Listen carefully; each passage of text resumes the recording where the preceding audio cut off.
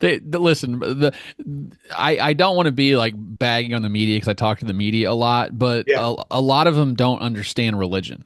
No, not at all.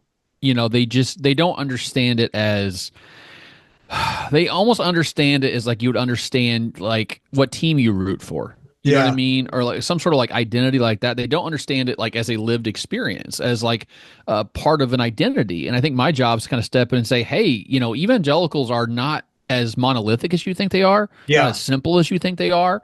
They're not as politically conservative as you think they are. Actually, in a lot of cases, it's just Yeah. the conception you get is sort of the loudest voices, the weirdest voices, the most Sure. fringe voices, and the average evangelicals. So I kind of call myself the evangelical whisperer in some ways. Yeah. Yeah.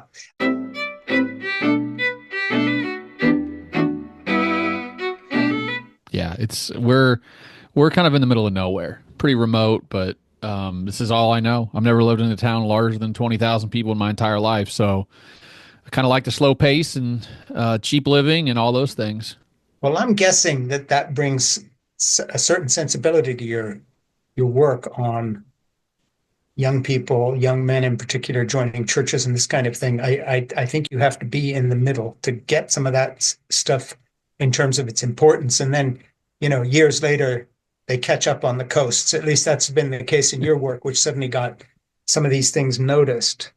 Yeah, it's I'll say this, being an academic who's lived in a small town, is from rural America and doesn't hate rural America is definitely puts me in a weird spot because Yeah, most of my academic friends, came from a different background, let's say, than I did yeah, economically. to Uh, put it and mildly. yeah, I'm a first gen college student. I was on free lunch when I was in high school and in grade school.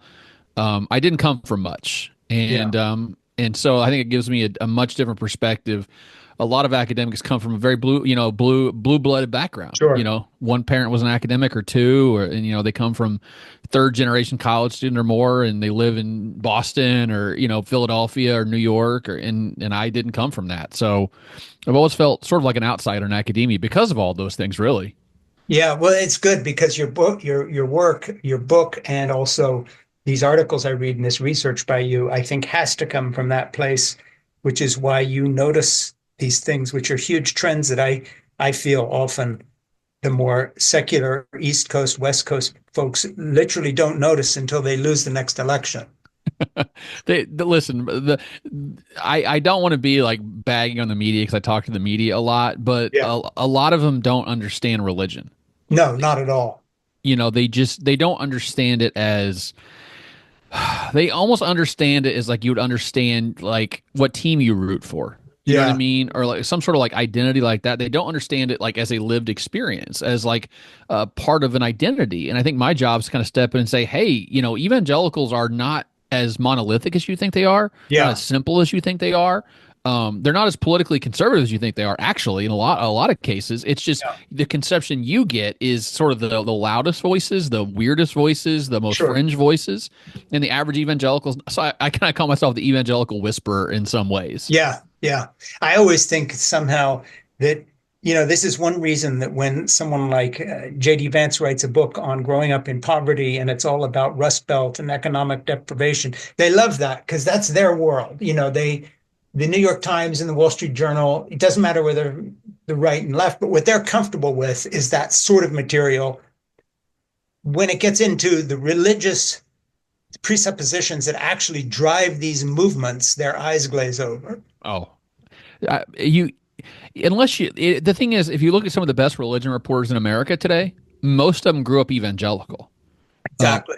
and I think there's a very good reason for that because you can't understand evangelicalism as an outsider. You can't No. understand religion as an outsider. Like Yeah. you can understand it, but not get it. Like understand the nuance and the Right. in all the little vagaries that happen with religion. And I think that's the problem is that the media elites tend to be elites. Like Yeah. they come from certain backgrounds where it's like, oh, my parents were or my grandparents were Episcopalian in the 1940s, and that's Yeah. the last connection to religion my family has. It's like you don't understand religion, and so like part of what I do a lot of is just try to balance out coverage. Like Yeah. the media will come to me with a story like, oh, I want to write a story about X. And I'm like, I don't think that's a great way to think about that problem or that Yeah. issue. Or I don't think that's I will say, can I help you kind of like guide you towards what I think is a better story, like a more Yeah, yeah. accurate, more interesting story?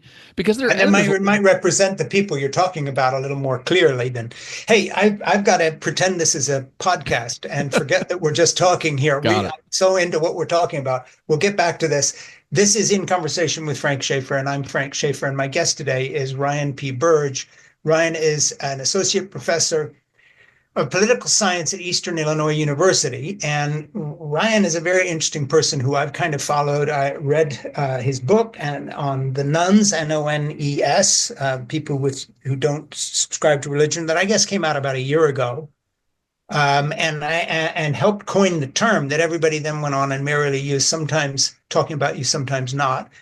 He's written for the New York Times, for Politico, and the Wall Street Journal, and authored over 30 peer-reviewed articles uh, and book chapters. What we're going to talk about today started when I read an article by you, Ryan, and I got a link from my producer, Ernie, this morning, which linked not to the original article, which I can no longer find because it was a while back, on the issue that then was covered in the press because you wrote about it, of the fact that there's sort of an emergence of more young men joining churches than there are young women, which is kind of the opposite scenario to what you see in colleges, where the young women are going to college and the young men aren't.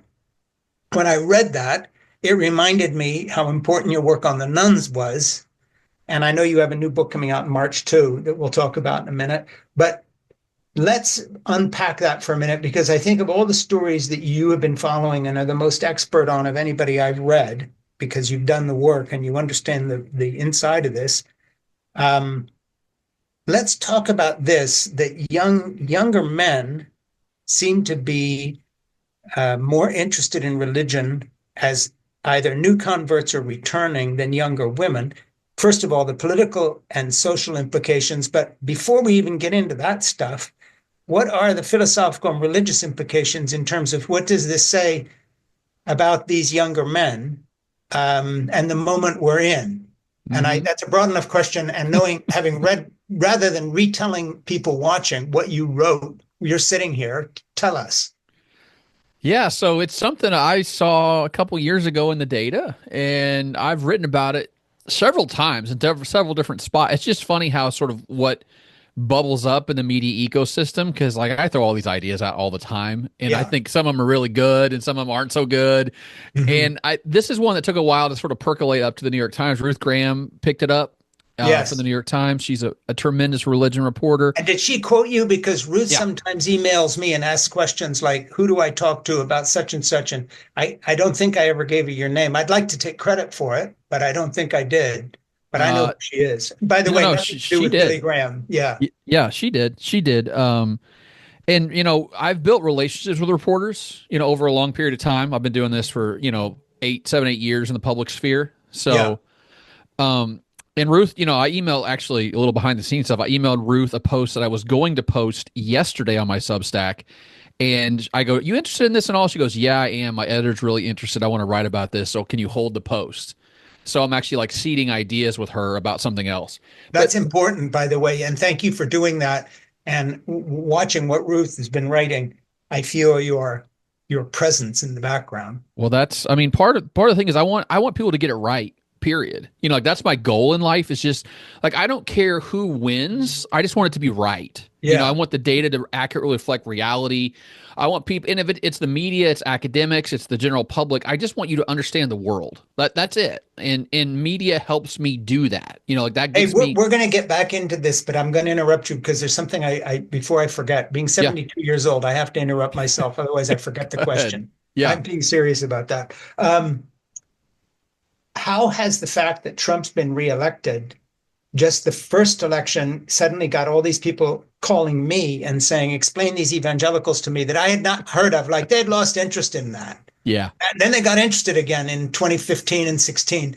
Yeah. Now they're all interested again. And I'm just curious about your contacts with the media in terms of them now coming to you saying, who are these guys and how does that fit in with Opus Dei and what's going on with the Heritage Foundation and Uh-huh. who's an evangelical on the Supreme Court and is Trump going to listen to these people? All of a sudden, they're all over it again. From my perspective, I'm not getting. I got asked the question, "Why did evangelicals vote for Trump?" about 700 times Yes. around 2016, and even Yeah. I did 60 Minutes with Anderson Cooper, Yeah. and he asked me that same question probably 4 times in an hour, just in a slightly Yes. different way. Yeah. I haven't been asked that. I think the media is sort of tired. Okay, so a couple things. I think the media is tired of Trump. Like Yeah. it's been what, we're nine years on now that he's been Yeah. in the public mind. I mean, come on, no one can sustain that. The other thing though is that I think that the media is like, how many more stories can we write about evangelicals loving Donald Trump? Like Yeah. it's Right. Right. at this point, it's like you're saying the same thing, just a slightly different version of the same thing. Yes. I mean, there's angles you can talk about. The abortion angle, for instance, is interesting. But what I do think is really interesting, and I think you're seeing this in the cultural zeitgeist, you actually saw it today. Yeah. Facebook came out, Mark Zuckerberg came out and said they're going to stop moderating content Yeah. I on saw that. Facebook.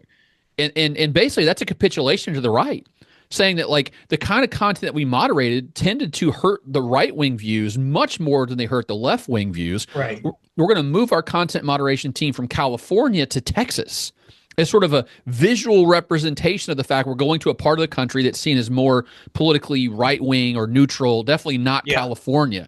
I think to go back to the first question about men and women and religion. I think that there's been a move in America. The culture has shifted to the right on social issues over the last 3 or 4 years. Yeah. Things like transgender. Yeah. We're even seeing it in same-sex marriage now. We're seeing a reversal of opinion on same-sex marriage among a subset of Americans, Yeah. especially white Christians.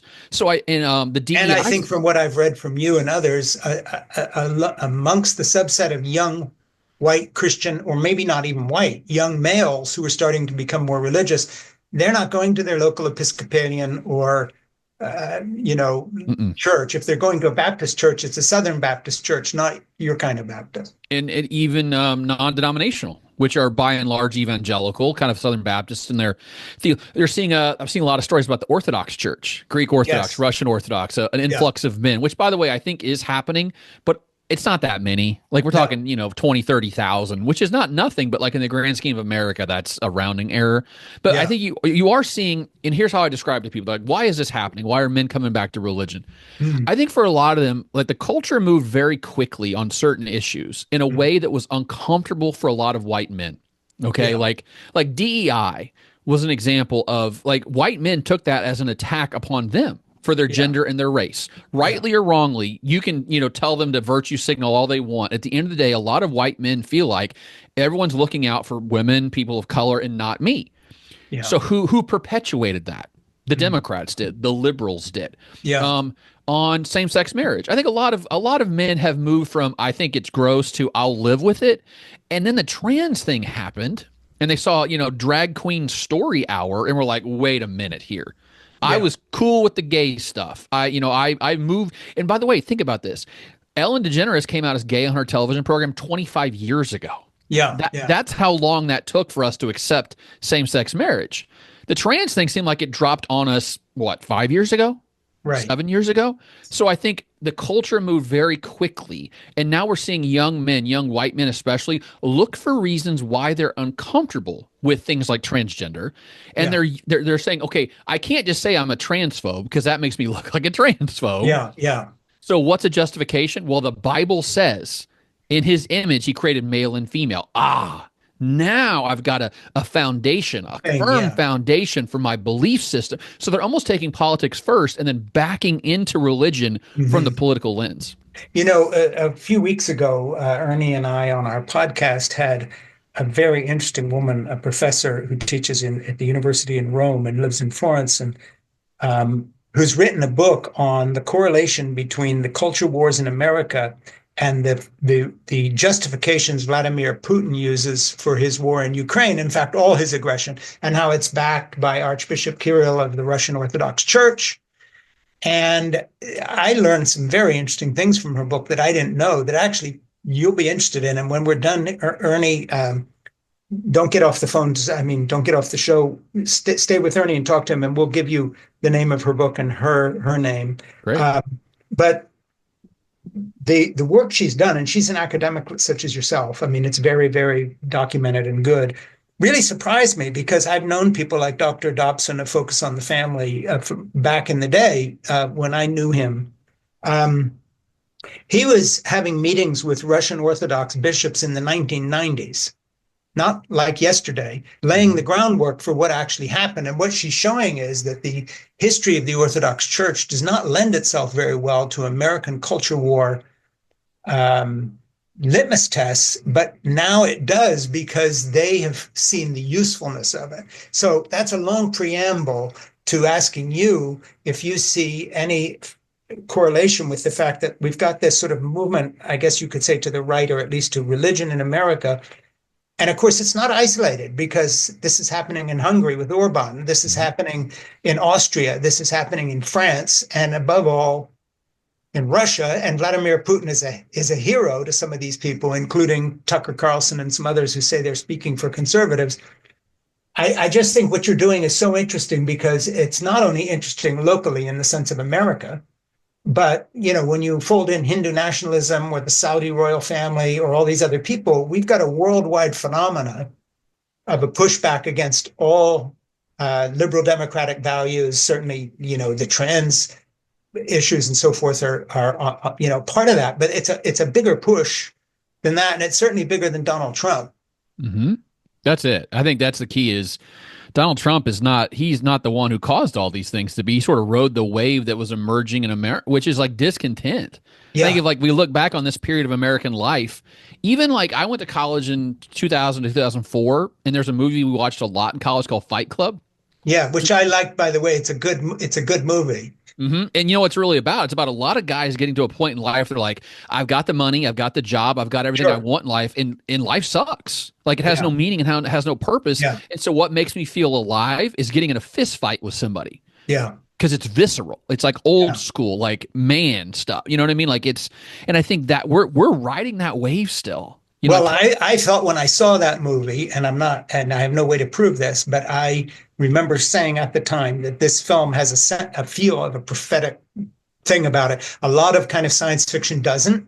mhm. But two movies actually stick in my mind that do, to go off at a tangent here. Fight Club with Fincher's movie Fight Club, Mhm. and of course Blade Runner. Yeah. Because, when you put those two films together, nothing after that that's happened should surprise us. That's and I think we're riding the wave of that ennui, right? That Yeah, like I just don't feel like and I think the problem though is that was for the white upper class. Like Fight yeah, Club is about like people who have money. Think about the right. guy who worked in a factory because now he can't even have the money that his parents had and his grandparents had Yeah, because his job's been globalized, right? It's been sent to yeah. China or Vietnam or Laos or Cambodia, and they're doing the job for a tenth the price and they're working 80 hours a week. And Yeah, so now Fight Club, by the way, Arnie just sent me a note. Says, just remind both of you guys that it was written by a gay man, by the way. He sent me a note. that's a good point. I mean, that's a very like feeling like you don't fit. Like Yeah, even go back. Like my oldest son's named Holden, and he was named after Holden Caulfield and Catcher in the Rye. Right, sure. the feeling of like disaffection, like you don't Yeah, fit in with the society around you. yeah, I think we've moved to the point where post materialist in America in a lot of ways, we're post capitalist. yeah, And now it's like we're searching for meaning. And how do yeah. we make meaning in this world? And as religion has faded, the structure of plausibility structures and meaning structures have gone. And we don't Hmm. have like the working hard and getting ahead. We've gotten ahead. We've done well. And Right. now what's on the other side? I think that's leading to a lot of people like, like we're even seeing guys like Richard Dawkins say, I'm a cultural Christian now. Yeah, I think that's probably people trying to find something to ground themselves in yeah, that yeah. had existed for thousands of years. Well, and you see some of that in reflections when you read pieces in the Wall Street Journal, as I do every day, by in the same way people ask you, how could these Christians say they're moral and vote for Trump? And that's old now. But a similar question saying, but all the statistics in the stock market and the economy and employment and wages, everything's up, everything's wonderful, everything's perfect. Why are people still so dissatisfied? Why do polls show that they feel the economy's weak when we're the strongest and most resilient economy in the world, bar none. Mm-hmm. This is where everybody wants to be. Mm-hmm. Everybody pours their money into investment here. Even con things like Bitcoin take off in America, like anything it touches turns to gold. And you guys are complaining, Yeah. and it takes 5 years to get a dentist appointment in the UK, and here and so forth and so on. This is a recurrent theme. Let me reintroduce you a second here. Yeah. I'm in conversation with My guest today is Ryan P. Burge. And Ryan, before I go any further, do you happen to have a copy of your book there? Because I read I it don't. in, I don't. um, It's in the it's on my office in the first floor. My kids are yelling at each other because they don't have school today because it good. snowed, so Well, they're home. I read it in Kindle and I have quotes from it I want to talk to you about. But I also want to, before we go any further and I reintroduce you, just tell me about the book that's coming out in March. Yeah. So there's a book in March for Oxford University Press Yeah, called "The American Religious Landscape: Facts, Trends, and the Future." It's a textbook, basically. Like yeah, it's about 300 pages, and there's one chapter on evangelicals. There's one chapter on Muslims. There's one chapter on Jews. There's one chapter on atheists yeah, and agnostics. And so the chapters are basically like 10 or 12 graphs, very data driven, not a lot of theorizing. Like I'm just trying to describe. It's a very descriptive book yeah. about the way the world, the religious world of America looks like. Well, Because when make I sure was you get a copy to Ernie. Get the publisher to send him a I can do file that. so I can look at it. And let's get you back. We're a year late on this book on nuns. That's all right. Let's get right. Let's be the first person to interview you on your new book when it gets out. Yeah, in So March. So that's, I mean, that book's the thing is, it's Oxford. So I wrote it for my academic career. But yeah, here's what's nice is Oxford said we'll sell it for 24.95. that's a steal for an academic book. Yeah. So it's softback. It's not one of those books that like the libraries No, no, buy. I Like, understand. Yeah, like they want it to be mass market, and I want it to be mass market. I think it's great for students yeah, because when I was teaching, it was like, how come I can't find a like just a good description of what like evangelicals look like in terms of age and race and gender and yeah, all those. So that was my thing is like whenever I teach and I go, why is there not something with that material that I want? I just make yeah, it and then yeah. sell it. Like so that's my whole goal is That's to what you do. Yeah. fill the gaps in the curriculum because there's huge gaps right now. So let me run my little plug here. This is In Conversation with Frank Schaeffer. Please subscribe right now on YouTube where you're listening live, or when you rewatch this on YouTube to In Conversation with Frank Schaeffer. Also on Apple Podcasts and to my Substack commentary page, it has to be said, at frankschaeffer.substack.com. That will help us. Please do that. And also the book Nuns. Let's just go back to that. I think that's a tremendous book because you identified something and backed it up that people weren't talking about at the time was and this is like a wrinkle in your book that I want to get into and in your other writing and thinking about this, and that is that of course to declare yourself a nun, None, is not to say that you're necessarily an atheist or an agnostic, because when you look at other statistics, which you've also cited in places, it's not that it's more what G.K. Chesterton said. I think he said it, or maybe it was someone else that, if you don't believe in God, it's not that you're believing in nothing, because we've got more spirituality Mm-hmm. in the air and less science-based, fact-based stuff, which I think is also a window into why all the conspiracism takes off so easily in this time frame, Mm-hmm. because a lot of people are wandering around. So two things. Does that fit in with why younger men are joining more stable religious groups?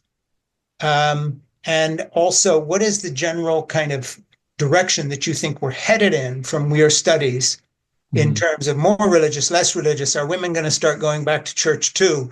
Is Mm-hmm. this the beginning of what evangelicals always hope for, which is some sort of quote unquote revival, reformation? What is this? Yeah. So one of the biggest religion stories from last year was I wrote a post about this. The nuns have hit a ceiling. Yeah, And the rise of the nuns was basically went unabated from 1991 to 2020 or so. I I mean, saw that post, by the way, and I yeah, got my attention because I didn't know that would happen. I just thought, just like when in the 1970s, I would have thought by now we're going to be totally secular. It's Jane Fonda and the Clintons all the way down. You know what yeah, I'm but saying? it's not though. Like we've actually No, seen. I mean, the line goes up, and then the last 3 or 4 years of data from multiple data sources, by the way, not just one, from 3 or 4 different data sources, all point to the conclusion that the nuns have sort of flatlined around 30% of America. And there's actually right. some data that says that millennials have become slightly more religious in the last couple of years, and Yeah, Gen Z has become significantly more religious in the last couple of years. So I think whatever when we look back at American history, like American religious history, the yeah, 1990 to 2020 period is going to be a discrete event in yes, where rapid secularization took hold. Now let me be clear about this point, though. I don't think that we're going to have a religious revival like the first or No. second great awakening. Like, let's be clear Yeah. about that. What I think we're seeing is a pause and a slowdown in the trajectory of the rise of secularization, right? So, Also, something you point out that's so interesting is it's also broken a generational stereotype where it's old white guys my age who are quote still conservative or still religious, mhm, in the same way that Trump just broke the racial and cultural stereotype by getting a significant number of black young men and black women, as mhm, well as Hispanic younger men and women, voting yep, for him. Like, what's that? What is it that's happening where everything that a 72-year-old like me thought was cast in concrete and permanent yeah. is going away? And I read stuff by you that it's like, well, how can this be happening? I have to rethink everything I think. The counties, I have a piece that's coming out next week about what can we learn about the 2024 election before the survey data is out, because we don't have the survey data yet. It's like it's going Right. to come out in March or April. Right. So here's what I know: if you look at the counties that move the furthest toward Trump between 2020 and 2024, the one commonality they have is they're overwhelmingly Hispanic. Yeah. Especially in South Texas, like the Rio Grande Valley. I mean, and they're Catholic. They're Catholic and Hispanic. That's the combination where Trump Sure. did the absolute best. We're seeing an electoral realignment right What now. about Pentecostal and Ooh, yeah. Hispanic? So Pentecostalism. So interesting thing about Trump is Trump really leaned into the Pentecostal wing of American evangelicalism Sure. in a way that no other Well, politician has like done. Paula White and all that stuff. Exactly right. Like George W. Bush was an evangelical, but not that kind of He had evangelical. never heard of those guys. He wouldn't know what they No. were doing. Like, and the thing is, and this is like to go back to our first conversation about how to like to explain evangelicalism to reporters. Yeah. They don't understand how fractured evangelicalism is now, right? Sure. There's like you got your Joel Osteen, and he lives in his own world by himself, and no one talks to him in the evangelical world. But he has 10 million people who follow him on Twitter, right? Yeah. Kind of prosperity gospel, but kind of whatever. Then you got your Paula White Pentecostals over here. You got your old school Southern Baptist over there. You got your new hip non-denoms over there. There's not one person that speaks for No. evangelicalism anymore. Not that there ever was. Billy Graham was certainly, or Jerry Falwell or Pat Yeah. Robertson were definitely like figureheads. There's not one person you could pick that Sure. 50% of evangelicals say, yeah, that's our guy or our woman. Yeah. It just doesn't, because we're so. And Trump leaned into that Pentecostal flavor. And I think he's won over some black Pentecostals and some Hispanic Pentecostals. If you think about it, people ask you what kind of religion is growing in America, the one word I can say is charismatic. Yeah, absolutely. Charismatic religion is growing. Non-denoms, almost all of them are charismatic in their worship. Now, about the hand raising, the tongue thing, at least the hand raising, some of them do tongue, some of them don't, but they all have charismatic worship. Yeah, It's not absolutely. hymns. It's Well, not. and they also believe in prophecy and prophets. Yes, So if someone correct. stands up and says, "I had a dream and the Lord showed me this," and Hmm. this, there's a willing audience out there of people who are ready to believe it. Yeah, absolutely. And I think Trump, but that works for Trump though, because Trump's like a kind of we talk about Steve Jobs. He had a reality distortion force field around the iPhone. Sure. He was like, "You're going to make an iPhone." They're like, "We can't." They go, "Yes, you will," and he Yeah, did. Like he basically forced people to go where they didn't want to go. sure. Pentecostalism kind of has that in some ways, right? It's like you're Yeah, going to do what God called you to do, whether you want to or not.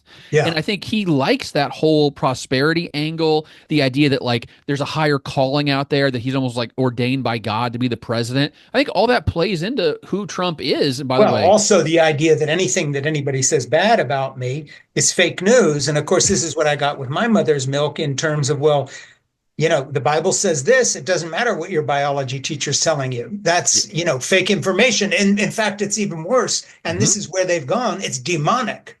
Yeah, that's exactly. So that's It's the difference, demonic. though. This is a demonic attack. That's the difference. It used to be like different was different, but now different is evil. I think Yeah, that's the clear difference that we have in American discourse now is like, it used to be like Tip O'Neill would play golf with Ronald Reagan. sure, sure.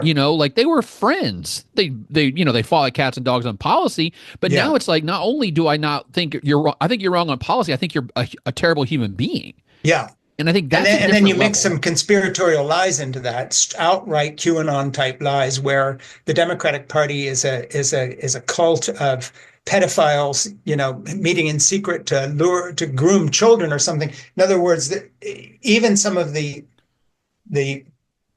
you might say not Pentecostal exactly, but the kind of believe anything conspiracism is also zeroing in on what you might call the fringe moral issues. It's about pedophilia, or it's about this, or and that fits into the sort of medical involvement with trans community. It's very sexually fundamentalist in the sense that it's very dominated by people who either have a very misogynist view of women and or a certain view of gay people or trans people. But the litmus test, if you drill down a little bit, in most cases, has some relationship to what would have been preached from fundamentalist pulpits in the 70s in terms of America's going to hell, we've got to stop this. I mean, there's a connection. These movements aren't separate things, I think. But think about this, though. Pentecostals and Southern Baptists are both very conservative. Yeah. The Pentecostals ordain women. Yeah. And Southern Baptists have gone the other way as hard as they can to not ordain women. As have Catholics. As have Catholics. Pushback ever since the Vatican II. But the only large denomination in America that's still growing? The Assemblies of God. Yeah.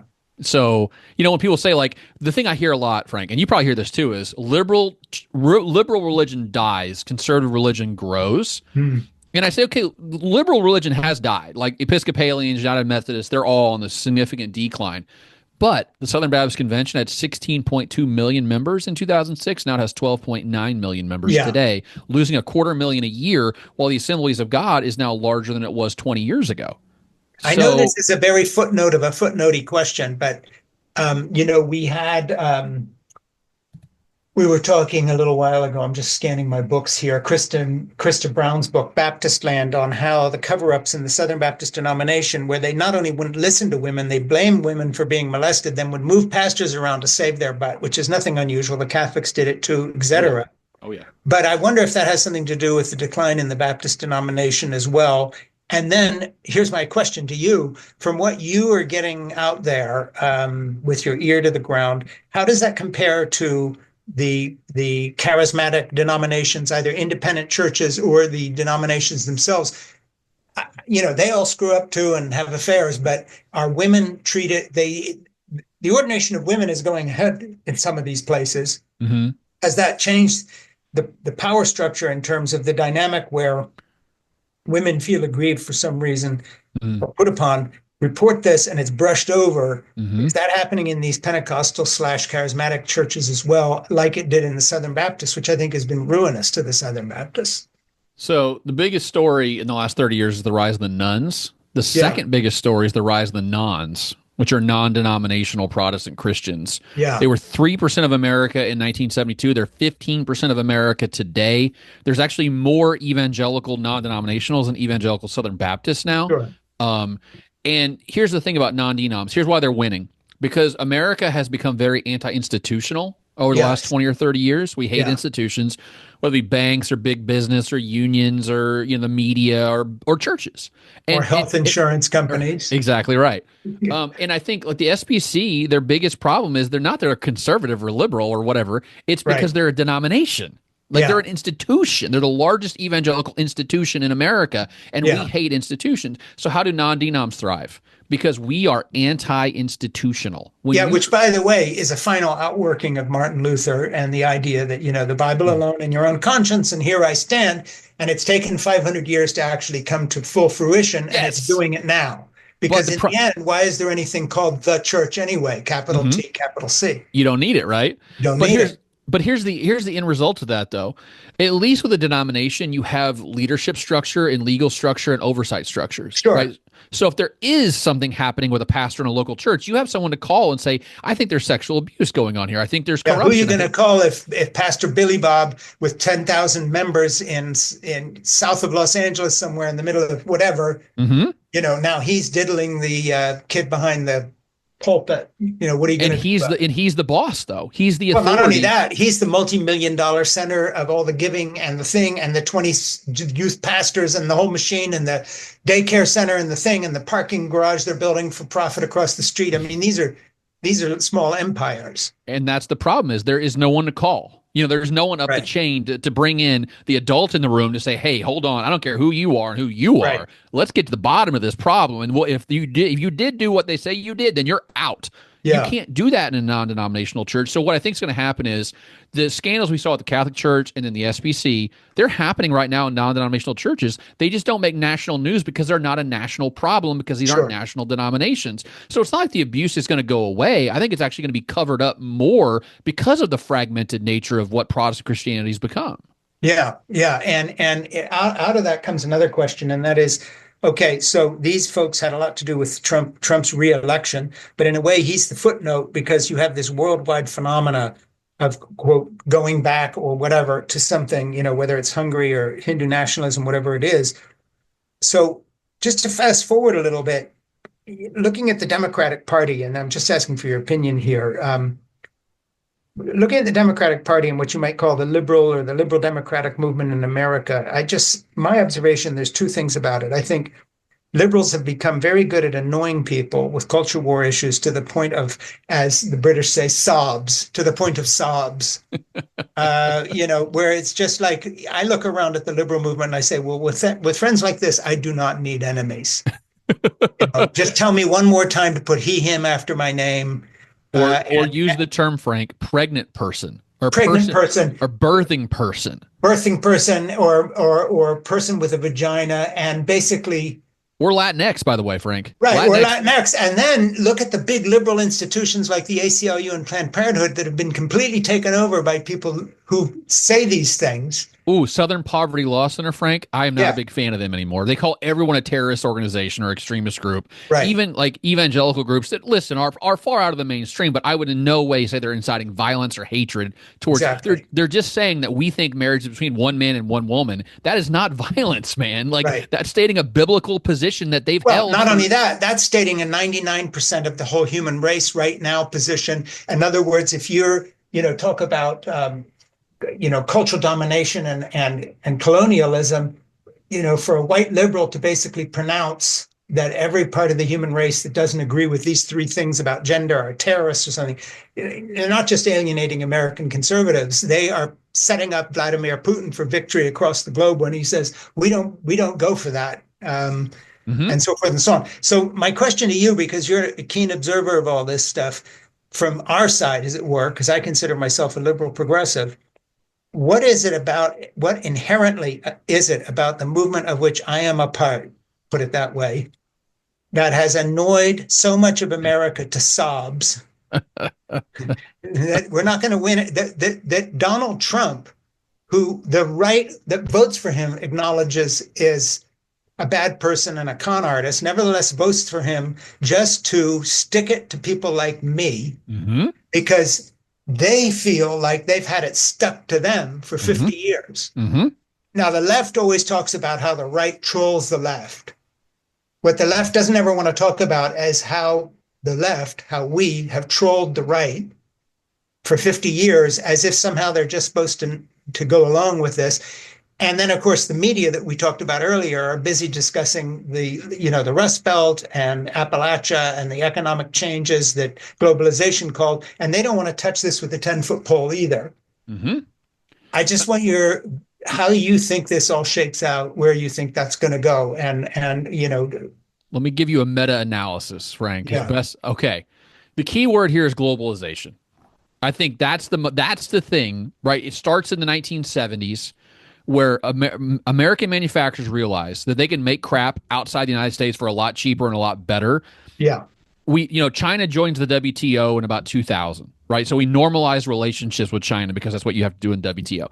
So now China has spent decades building infrastructure to make it easier to manufacture stuff at scale, and very well, by the way. Chinese stuff is not crap. We can't make that stuff in America. It's actually very good. Well, I remember back in the days with made in Japan was an insult. It'd be like, some cheap little thing you stick in a cocktail, a little umbrella. And then it went from that to like, hey, I'd rather have a Subaru. You listen. You don't want an iPhone made in America. You want it made in Foxconn and the factories in China. It's way better because they're just better at it. So here's what happened: a lot of people started losing their jobs in America, people with high school diplomas working in places like I live right now in rural America, okay, Right. where the big employers are factories. And so for a while there, they could kind of put up with it because there was only some people losing their job. And then it was more people losing their job. And then the Great Recession hits and things start taking a turn for a lot of these people. And then what happens is Biden takes office and inflation goes crazy, goes up to 9%. And guess who's hurt worse by that than anybody else? People at the lower end of the socioeconomic spectrum. So they're Yeah. looking for someone to blame for they're not getting ahead like their parents and grandparents did. So here's what Trump did. And here's his brilliance. Two things converged at one time. Inflation went sky high, higher than it's been in a long, long time. And people were jumping over the southern border, and there was video of that on every news station Sure. every night. Yeah. So guess what the average person in America thought, rightly, by the way, which is I can't afford to buy milk and eggs, and Joe Biden is letting people from God knows where jump over the southern border unabated and done. And by the way, he didn't do anything about that until Right. late in his term. Like, why was that not a day one priority for Joe Biden? I do Hmm. not understand. Immigration, if you're a blue collar worker in America, you do not like immigrants, period. End of Yeah. discussion. Because even if they do or not, the data is not clear on this. Even if they don't take your job, you still think they take your job and you Sure. don't like it. Yeah. And the problem is Bernie tried to, Bernie and Elizabeth Warren and people like that tried to blame the rich people, Jeff Bezos and AOC. yeah, yeah, they tried to blame, and guess what? That message just does not land for whatever. I don't know why, but it does not land. The immigrant Well, message, maybe because Americans are aspirational. You might be the next rich guy. That's the hope. exactly right. And it's not just aspirational. That's the religion. It is, and that's the American dream, though, right? Like Yeah. Jeff Bezos made himself rich, Bill Gates made himself rich, Mark Zuckerberg made himself rich, right? You can be mad all you want; those guys they're the American dream. Yeah. So, we can talk about raising their taxes and stuff, but no one gets excited about tax rates. You know Yeah. what they get excited about? Deport all illegal immigrants. That's what Yeah. they get excited about. And I think the left has assumed that people are better than what they are. They have more Yeah. virtue than what they are. I think that's a good point, by the way. Say that again. The leftists assume people are better than they They are. assume that people are better than what they are. They assume, and I'll give you an example from academia. Okay, this is a great example. I was talking to a guy who's on the job market right now. He's a white guy. He goes, "I can't get a job because I'm a white guy," which, by the way, is probably true. That's not just Yeah. like right wing talking points. And he Yeah. goes, "Here's the thing. Am I glad that academia is getting more diverse, more gender diverse, more racial? I am because I understand it was too white. But am I happy that I don't get the job that I wanted because they're hiring women or people of color? I'm not going to applaud that." Yeah. You can't expect a guy like that to be like, "Oh, thank God that black woman got that job and I didn't." That's just fantastic. Like, Yeah. what do you expect from people? They're not as good as you think they are. At the end of Yeah. the day, you know what they want to do? They want to get a good job. They want to take care of their family. They want to build America. They want to build their community. And if you're getting in the way of that, they're not going to be happy about it. No matter how much they see the value in diversity, it Yeah. does not change their current reality. I want to jump into a subject that I think is very related to this. Go back to something I was saying before in terms of some of the culture war stuff that Trump used and so on and so forth. And this idea of liberal elites annoying Americans to sobs, whether it's about what you're talking about in terms of jobs and equity and inclusion stuff. But on the other side of this, I think that there's the whole issue that I think also is like you're saying, don't expect people to be better than they are. We're all self-interested. Here's something I would throw out for consideration by my liberal friends. Don't expect anybody to be thrilled when you look at the whole evolutionary process of gender, sex differences, cohabitation, marriage, procreation, biology, and say, we're going to change everything, and you're a bigot if you don't agree. And by the way, this may not sound very scientific, but we have a new set of facts for you, such as, gender is assigned at birth. And your ordinary semi-educated person looks at this and says, well, that's never what I was told. But whether it's true or not, it's really unsettling. That's the problem is And the genius of the left has been to throw all the pickup sticks up into the air again and again and again and see where they fall on the table. And at a certain point, everybody just says, excuse me, but hey, fuck this, I'm done. Can we breathe a little bit? That's what I was saying. I'm really, as someone said, sort of about these issues, enough. Let me catch my breath. And then, of course, it's an unfortunate fact of history that at the same time as we were doing all this other stuff, and it's not just gender, it's everything, here you've got a 12-year-old who's handed an iPhone, and 4 years later, you realize somehow you're losing your child to this technology. Hmm. And so the billionaires, if they're hated, it isn't because they're not paying taxes. It's because they've taken away the parental control on the ground of parents from children. And I'm not just talking about the moral R-rated stuff or what you think about porn online. I'm talking about time spent, attention spans, who's sitting in the car looking at their phone instead of talking to their mother. When you add all that shit up, of course, everybody's going back to church and trying to find God again. Because, hey, man, let's get back to basics here. This Doesn't it shit's feel not like working. post-modernity went too far? Yeah, Like this is Derrida's like love child, right? Like this is yeah, where we get, man, when like there's no truth and there's no good and there's no objectively right and wrong. yeah, It's like we're redefining everything. We yeah, redefine marriage, okay, yeah, but now we're redefining gender. yeah, Like at some point, it's like you've got to have a firm foundation to rest upon, and if you don't, like you're in an existential crisis. And I think that the left is in an existential crisis right yeah. now because they have no orthodoxy. Well, and you look at these polls that the New York Times and people have printed, and I can't give you the source, but you'll know it because you're the statistical analysis person of, liberals are much more unhappy than conservatives when it comes to all these things. Well, of course they are, Yeah. because basically you're out there floating around, unable to, name the gender of your child because maybe they haven't decided yet. And then on the other hand, when it comes to international affairs, God forbid you draw any correlation between, the history of Islam invading every country they've ever quote evangelized and modern terrorism, because then you're an Islamophobe. Mhm. Touch any point you want to even discuss these things with the left makes you a bad person. You're just not supposed to say anything, You're a bigot. which explains the whole rise of the right in Britain and France, for instance. Hmm. Very much the same. They're all demonized as homophobic, anti-Semites, whatever it may be. A Hmm. lot of them are just, what you would call ordinary people who are your neighbors, Yeah. who are just saying, well, I just happen to notice that anytime somebody drives a truck into a crowd in Marseille, it's another bearded guy screaming, God is Allah great. Akbar. And I'm, Yeah. I'm done. Hmm. I'm done. I don't care, what you call me. Yeah. And It's I just don't think the American left gets it. They no. don't get that instability is the enemy of winning elections on Uh, all fronts. the activist left has done more damage to the Democratic Party than any other subsegment. It's like the people who like write for the New York Times like drive the opinions of the Biden administration. It's like Right. go talk to a farmer who lives in rural Illinois about how Right. he feels about these issues, please. Like, Yeah. and the thing is, here's what I know. I look at data a lot. Americans aren't bigots. They're Yeah. not racists. But when you call anyone who uses, like I'm a man as a bigot, or Yeah. like I don't like DEI as a racist, Or you didn't put he, him after your name. that does not make you a bigot, nor a racist, nor a xenophobe, nor a transphobe. It makes you a human being. And I think the problem is it's like there's a growing number of people who say, here's what I am, and you better accept it. And if not, you're leading to this. This is what kills me. The trans movement says, unless you let us have gender transition at 12 years old, you're going to cause many of us to kill ourselves. Mm. Like, is that the stakes of the game we're talking about right now? Is that really where we want to go with this conversation? Is where you're holding America hostage by saying your mental health is so fragile that you can't, unless you get hormone replacement therapy, you are going to end your life. Yeah. I just think that's a terrible way to negotiate with people. And the average American says, here's where the average American is on trans. Frank, the Democratic Party, they should stand up and say, I think that there are some people in America who struggle with their gender identity. I think that's a very real thing. But I think that children should not be able to undergo gender transition therapies, whether it be hormone replacement or, vaginal reconstruction or whatever. When they turn 18, God be with them. Do whatever they want.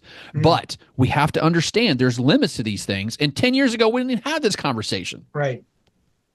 And the thing is, where I find the left unreasonable is that they don't understand that it is reasonable for your average person to be threatened by that level of change. Mm-hmm. It's all in the red zone of the dial. It's not like a different view of red wine. Is it better than white wine? And maybe too much drinking will cause some cancer. No, this is gender. That's where we all live. Mm-hmm. This is, a nation state. This is my country. This is where we all live. The left has had a genius for zeroing in on the most unsettling agenda possible. you can't figure anything more than open borders and open gender. It's like, what else can we go for? Motherhood? Yeah, because it isn't mothers anymore. It's parenting. But Uh, let's torque that a little bit though, Frank. Two things that are really stuck in my craw the last couple of years. mm, One is I live in a state that legalized marijuana about 5 years ago for recreational use. right. I think that was a mistake. Yeah.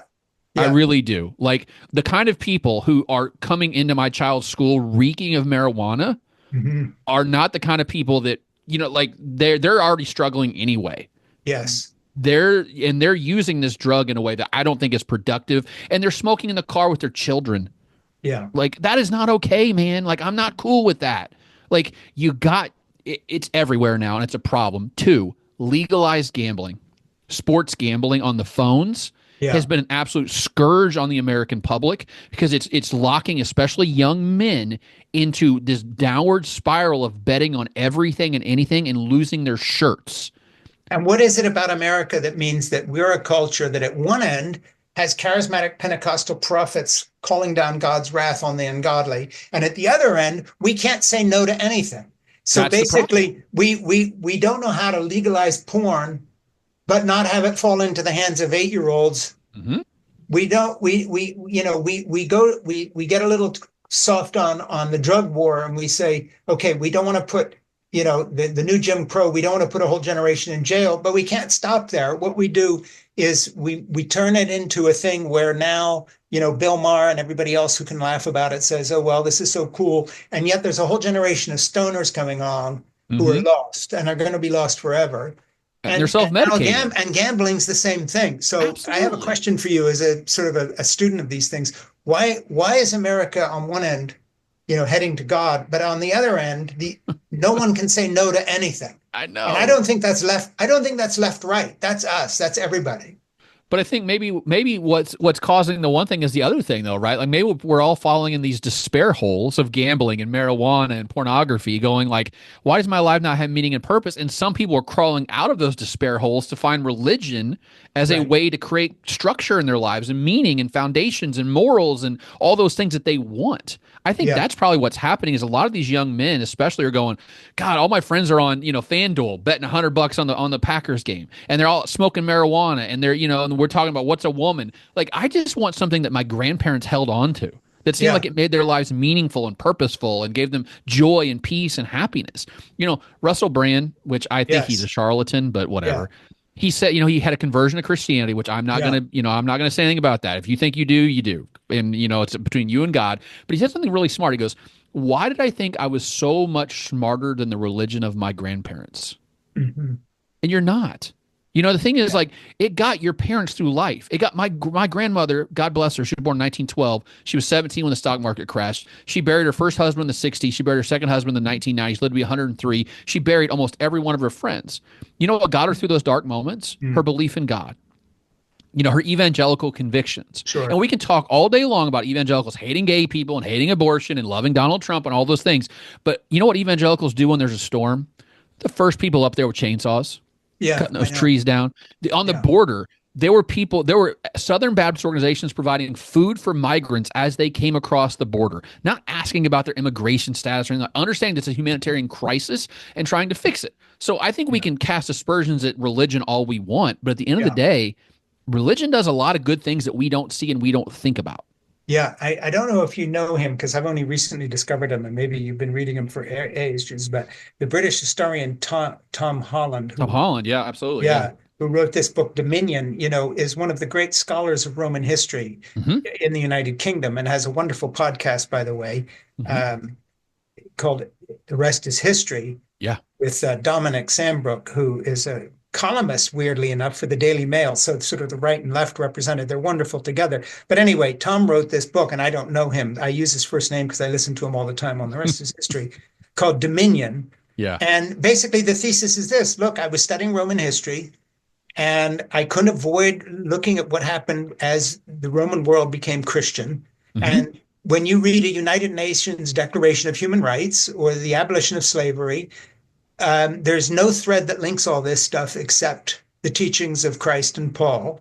Mm. And while Christianity also enslaved and did all these other terrible things, so did everyone else. The difference is that out of Christianity came modern feminism, the idea of individual rights, and let's remember that. Mm-hmm. So he doesn't make an argument to become a Christian, but Tom Holland is sort of like a massive dam against this wave of anti-religious sentiment in per se that we Mm-hmm. now have ascribed to liberals, which I think is one of the things that has pulled the liberal movement down. And I'm one of the premier critics of American Christianity because I came out of it. Yeah. And yet, when I read Tom Holland, I'm thinking, wow, this is what ought to be required reading Mm-hmm. in women's studies programs that want to find out why feminism happened here and not in Saudi Arabia, Yeah. for instance. I tell people, you don't hate religion, you hate bad religion. That's what you hate. Like Yeah. religion, and here's the problem with young people. This is if you ask them what has religion done for America, what they're Yeah. going to say? Ended Roe versus Wade. Yeah. Made it harder for gay people to get married. Put up all these roadblocks for transgender people. Not allow women to be in leadership. But here's what they don't remember: the abolitionist movement in America was driven by Christians. Yeah. Okay. The progressive era in America, the temperance movement was a Christian movement, by the way. It was women who did not want their husbands to get drunk and beat the Yeah. crap out of them, Yeah. which is, by the way, a very good thing that we don't Yeah. want, husbands to get drunk and beat the crap out of their wives. But it also led to things like workers' rights, overtime rules, child Sure. labor laws. The ballot initiative and referendum was a direct product of the progressive era, driven by social gospelers who believed that God wanted to transform the earth, not just go to heaven, but bring heaven Sure. down here. The civil rights movement. If you go back and read the writings of the civil rights leaders, Martin Luther King Jr. was a pastor, but they talked about walking on the Edmund Pettus Bridge, right? And there was all those police officers with batons and dogs, and they said that we prayed to God the dogs would not bite us, and they did not bite us. Yeah. Like, you cannot deny the power that religion has to transform society. Yeah. Unfortunately, the kind of religion that's left in America is the right-wing conservative version of religion, not the kind of transformative social gospel version that used to exist for most of American history. So I tell my students, I go, the problem is you don't have any concept of religion that's not conservative. Yeah. And if you did, you would understand religion in a more complete way. Yeah, and when it comes to the individual conservatives, you don't have any idea of the fact that a lot of them are not who you think they are emotionally. But No. they do feel as if they've been pushed to the wall on issue after issue. I'll give you a data point, Frank. Yeah. I asked, so I got one day I was real grumpy and I was thinking to myself, how can I figure out how many evangelicals are like hateful and hard line? So I tweeted out, can someone put this survey question on a survey for me? And here's the question. Ask evangelicals if you would prefer in America with one of these two scenarios. One is 25% weekly attending evangelicals and 75% nuns, right? So Yeah. completely polarized. Or 25% weekly evangelicals, 25% mainline Protestants who attend once a month, and 50% nuns. Yeah. Okay. 86% of evangelicals chose the 25-25-50 scenario. They do not want a world where it's all evangelicals and all nuns. They respect mainline Protestants. They see a value in moderate Christianity in America. But unfortunately, Frank, the problem is the 16% are all you hear about on social media. Are Well, the and hardliners. I think to be fair, we've been talking about trans people and so forth. I think that is the same in terms of some of the left. Absolutely. A philosophy professor at UCLA or wherever writes a book saying there's no such thing as sex differences. We hear her quoted a lot, and then somebody takes over the ACLU that's a trans activist, whatever. The fact of the matter is, in terms of the gay community with which I have a lot of exchanges and have sometimes written forwards to book about not praying away the gay and all these things they've suffered from, Mm-hmm. I mean, I know it sounds cliche, but going all the way to people like Mel White, who is a gay rights activist in the evangelical community. These are my friends. These are people with whom I agree. They are not emailing me saying, "Why aren't you he, him?" I've never been accused of any of this stuff by the people who I've known for years in these movements, including two very dear friends of mine who are trans people, including the daughter of a neighbor of mine who lives across the street, and so forth. These are some of the gentlest, most kindest people I've ever met. They're exemplary. They follow Christ, if you want to put it that way, even if they're not Christians in terms of judging people by their actions.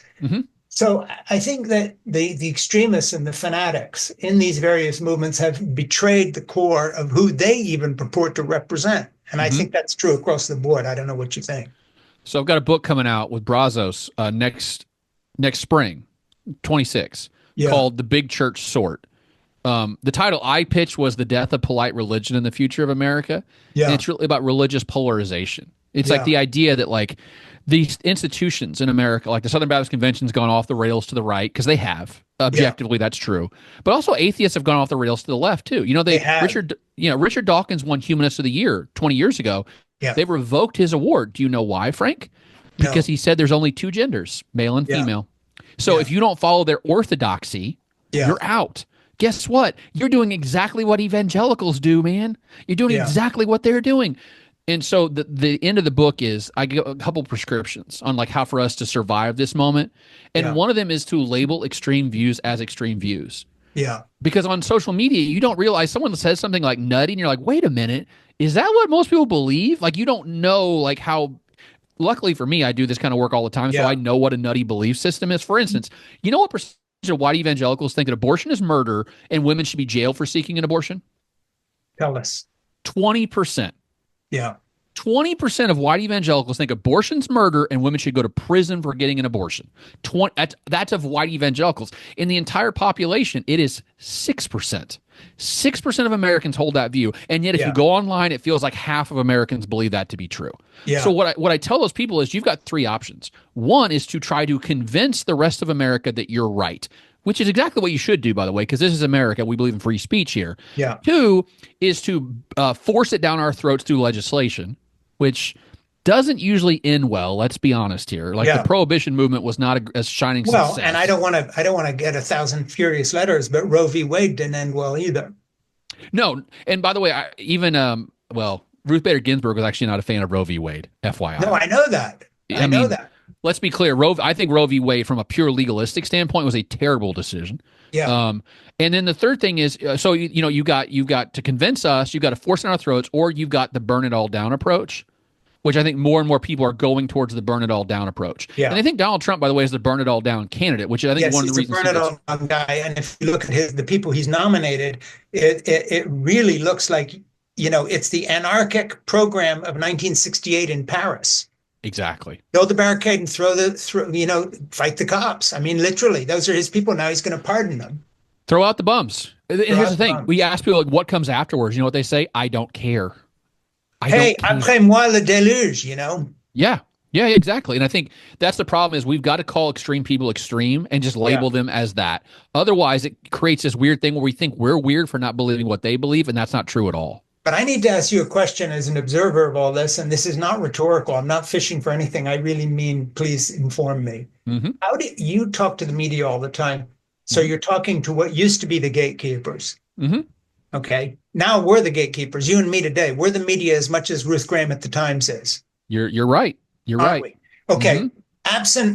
Absent new media like me that is sensible, moderate, and well informed. Ha ha ha. To talk about my podcast.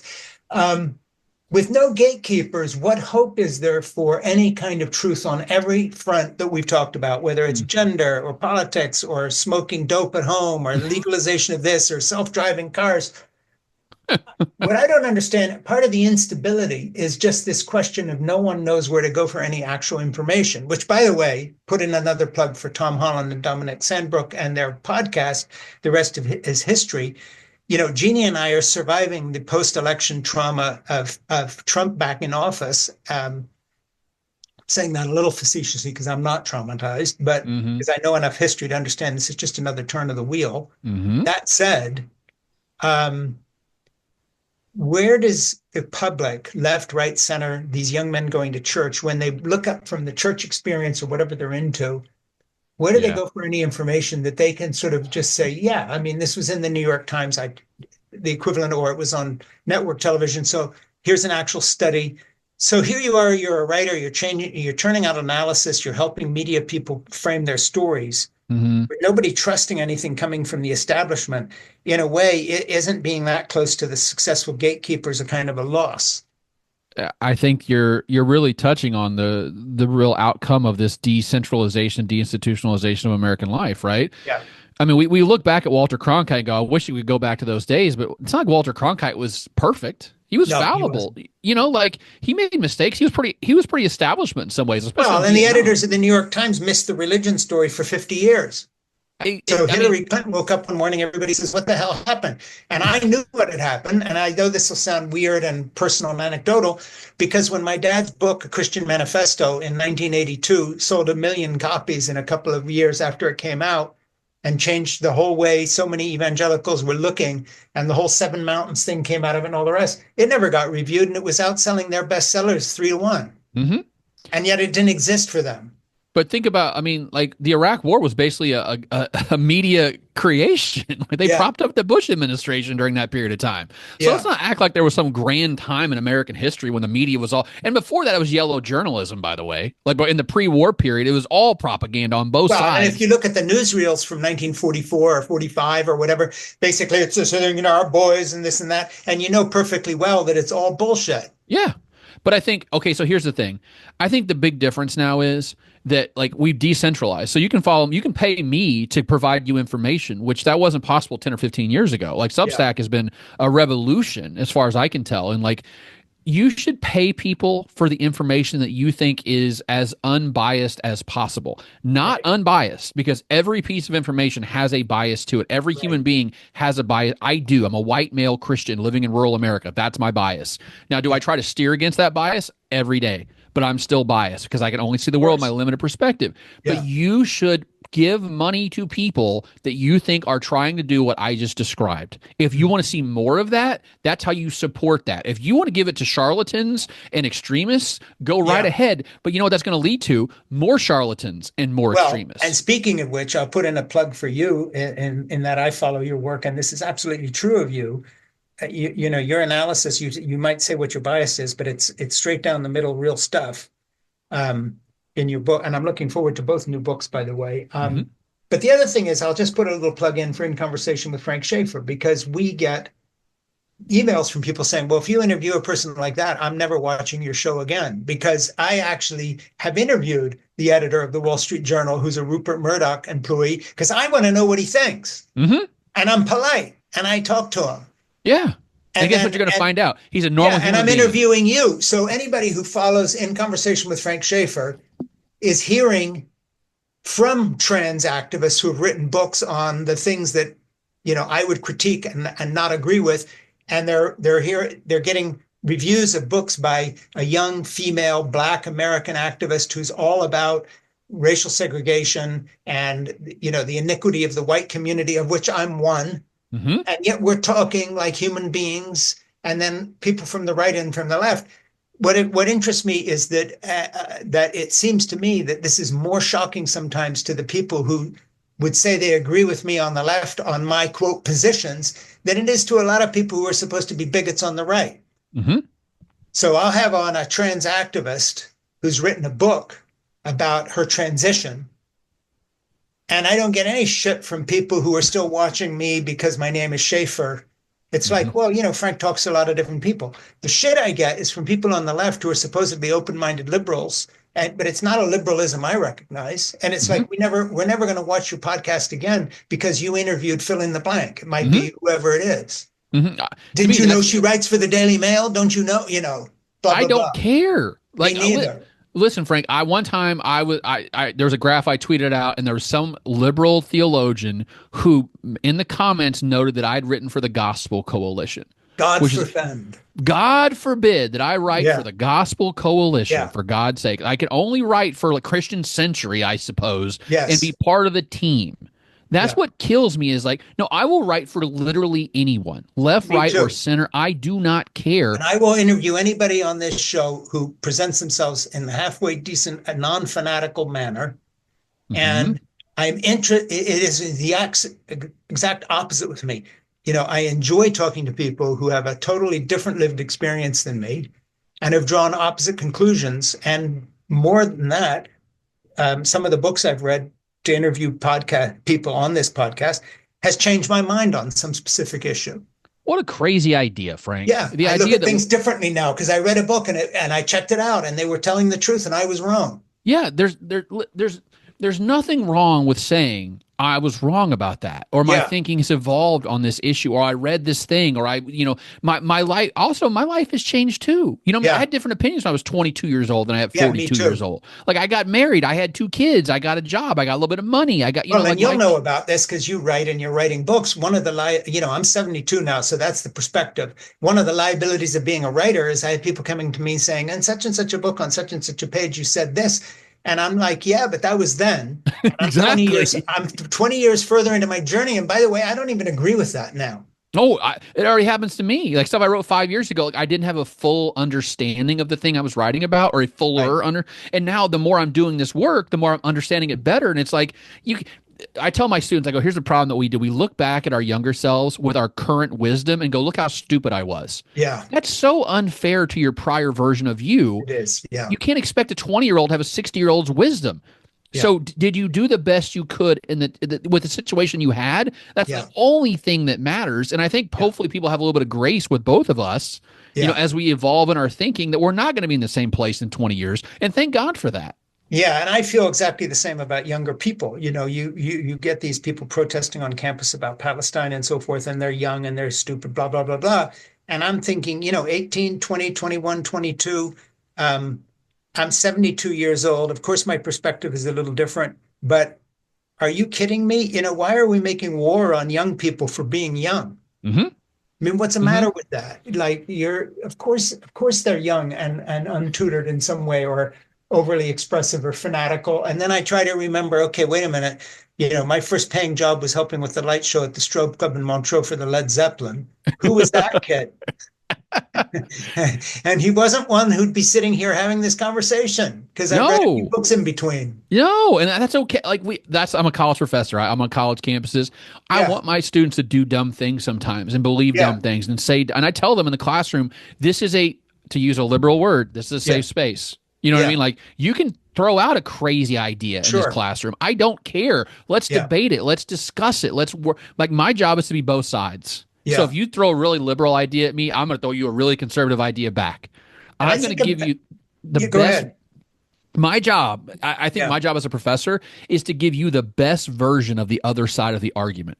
Yeah, Not the, I love your ideas about cutting yourself some slack as you look back yeah, and passing that on to younger people now.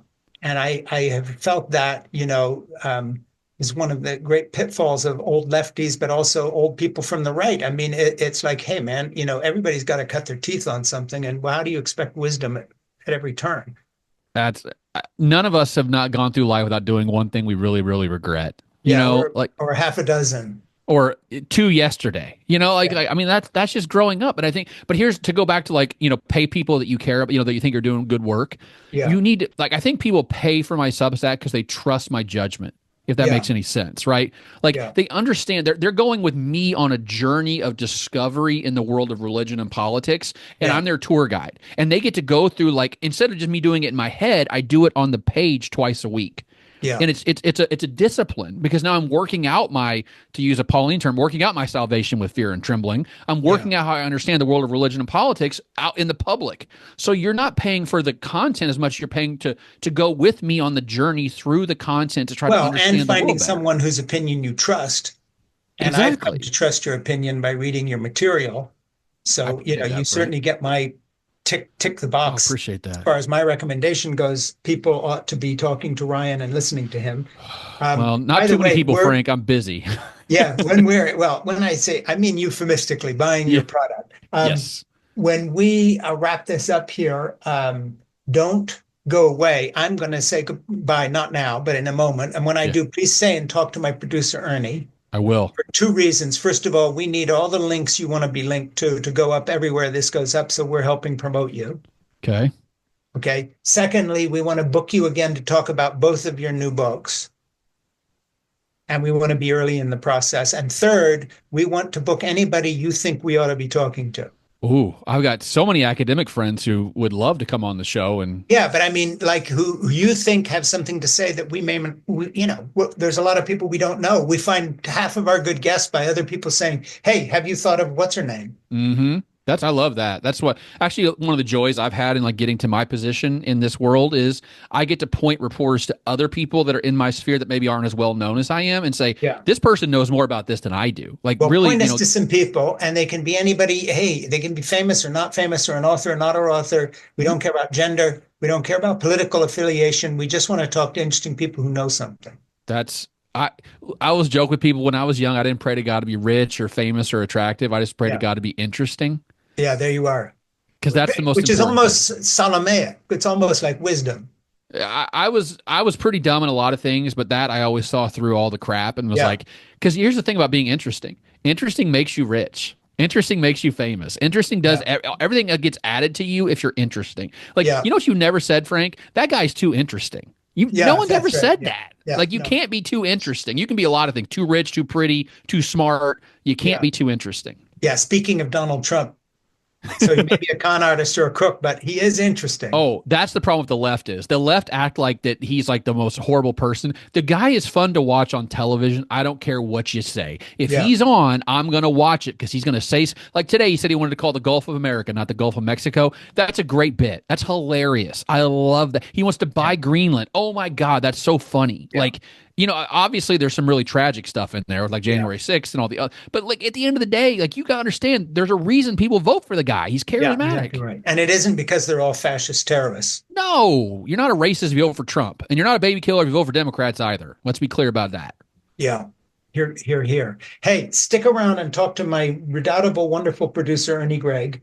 And he will get your information so we can post it everywhere. We will talk about rebooking you to promote your new books, talk about getting copies of the new book early enough so I can read it. And then please give him the names of some people. And by the way, after that conversation, if in a week or so you say, hey, Frank ought to talk to so-and-so, or a year from now, pass it on to Ernie because that's where we get our good guests. I would love to do that. Thank you. And is there Thanks. anything else before we wrap up here that A, you'd like to promote, or B, just say, or to wrap up a point where you didn't feel we said enough?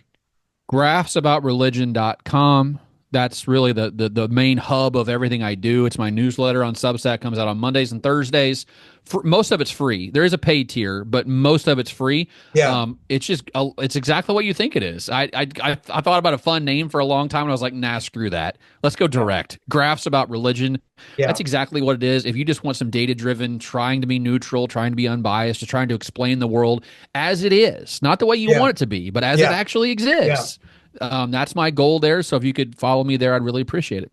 Well, I would urge people to follow you there. I do. I look at your graphs. I look at the information. I see it all picked up in national stories a few weeks later. You're way ahead of the curve on all of this stuff.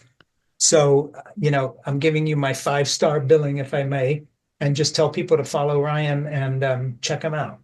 Thanks, Frank. It's been a real pleasure. Hey, me too. This has been great. Thanks. Thanks.